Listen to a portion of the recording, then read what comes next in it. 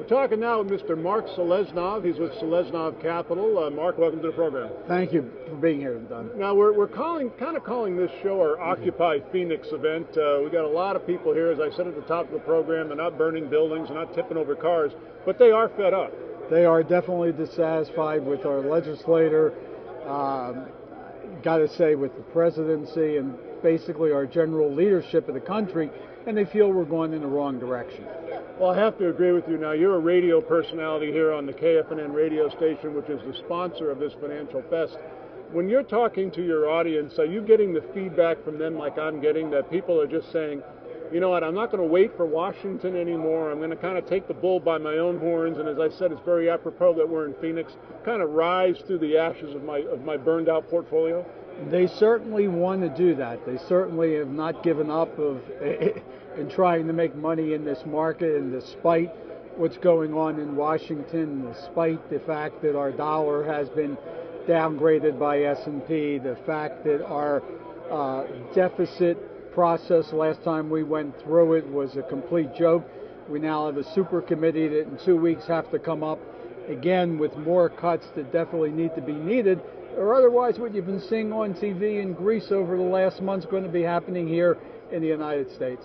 You know, I got a big kick out of the term super committee, because basically that means that we're going to have a super mess by the time we get to that. I mean, they've got less than 2 weeks to cut something like $1.5 trillion, and they're nowhere near an agreement than the NBA is right now. That's correct. And the evidence of them being able to compromise is one of the things that I feel that the people in Phoenix, as well as across the country, are very dissatisfied. It seems like more than ever, the left and the right are as polarized as they can get.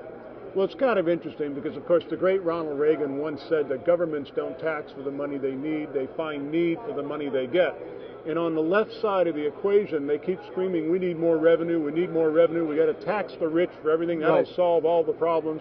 And the people on the right saying, it's not taxes we need, it's not more revenue, we've got to spend less.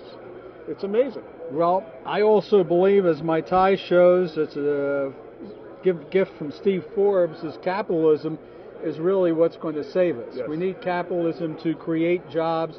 We need capitalism to compete with other countries around the world. We need capitalism to bring strength to the dollar so it cuts down the inflation that we have here in the United States. And we're not getting that from our leadership. It seems like what we're getting is the best politicians money could buy. Well, you know, in 2009, we spent something like $878 billion on a stimulus package that didn't stimulate anything. No, it stimulated the banks, or recapitalized the banks. The small businessman, the medium-sized businessman did not participate at all. The people that have mortgages that they want to refinance have not been able to refinance at the lower rates because they're all underwater. Exactly. They've not been able to get any benefit from this. And even the consumer who has some credit card debt, none of the banks lowered the credit card rates. No. So they're getting money from the government for free and charging 12 to 30% interest on credit cards.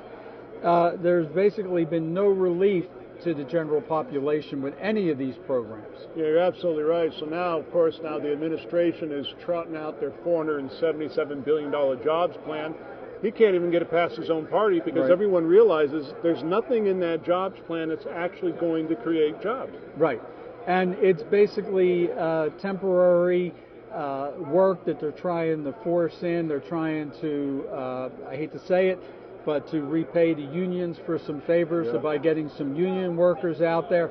And basically what the people are crying for is smaller government, less taxes, and let the private sector get this economy going, because that's what we need. We need private sector jobs, not public sector jobs, and we need private sector revenue coming in, because basically, as we've seen, all of our states, our cities, and federal government are not getting the revenue from property taxes, sales taxes, everything else that they need to run their government. Well, as you well know, the biggest supplier of jobs in our country are small businesses. Correct. And new businesses. And new businesses, right. And think for a moment, if we took this $500 million and we were to make capital available, expansion capital loans available to some 5 million small businesses across the country, how many jobs that would create. And more importantly, if we made those loans with that kind of money, the money would still be on the books. The money would still be on the books if they were responsible, if they changed the tax regulations, that if you invested in a corporation, you'd get more than $3,000 a year. If you lost more than $3,000 a year, basically, when major corporations make investment, Warren Buffett makes an investment and loses $1 billion, he takes it off his books. Right. If you make an investment in your brother's new restaurant and you lose $50,000, you get to take off $3,000 a year. I don't think that's fair. Doesn't make any sense. Doesn't make any sense. With Seleznov Capital, what kind of things are you doing right now? Well, we're a wealth manager that we manage money for wealthy people, and we're doing our best to balance both things, the protection of capital of our clients and to make them money. And we do this through active portfolio management, both long and short strategies in the market and around the world.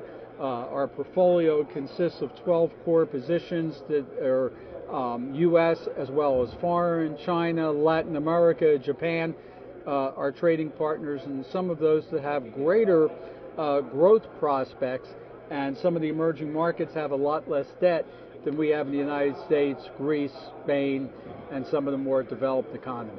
No, you're absolutely right. Now, of course, I've always said, especially on this program, that this is still the land of opportunity. And if you work hard, you get a little bit lucky, you stand a very good chance of maybe becoming one of your clients. Correct. And right now, when the markets are in the way, and the economy is the way that it is, your clients are looking for you to keep them wealthy. That's correct. And when things are booming, they're obviously looking for you to help them attain greater wealth. Am I accurate statement? You actually just described our strategy. When the markets are trending up, we put capital at risk, and we're involved in those markets that are trending to the upside. When the markets are going down, we move the clients to short positions to protect their capital and even make them a little bit money on the short side. We've got a number of issues in our industry. Sometimes I'm not always most proud of it. We got to get rid of high frequency trading, which is causing a market like we saw last week, where the Dow moves 400 points in a day, 200 of it in a matter of the last hour of trading.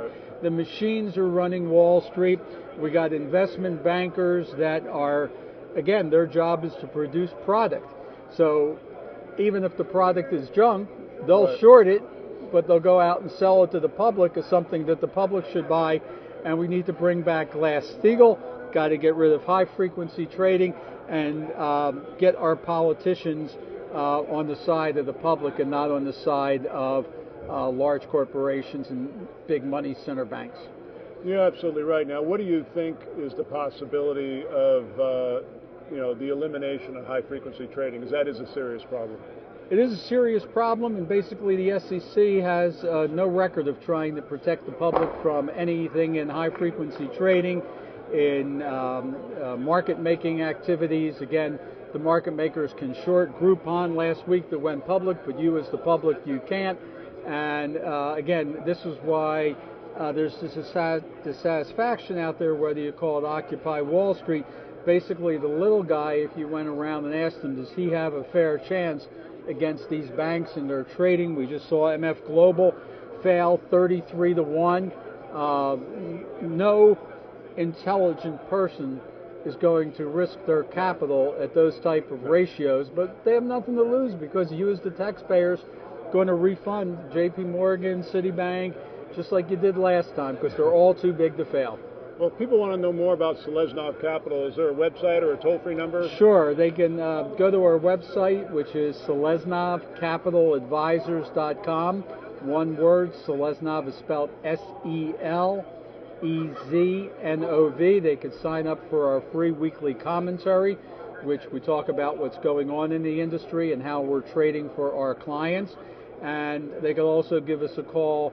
Our number locally is 480-951-4510. 4001. We do have a toll-free number, which I don't know, Don, right offhand, but if they go to our website, it is on the website, SeleznovCapitalAdvisors.com. Well, you're like every other CEO that I talk to in this program and say, well, I don't dial my toll-free number. Right. I have no idea what it is. Yep. Okay. Again, Alex Seleznov, very interesting interview. Thanks so much. I really appreciate your input. Thank you, Don. Pleasure to talk to you.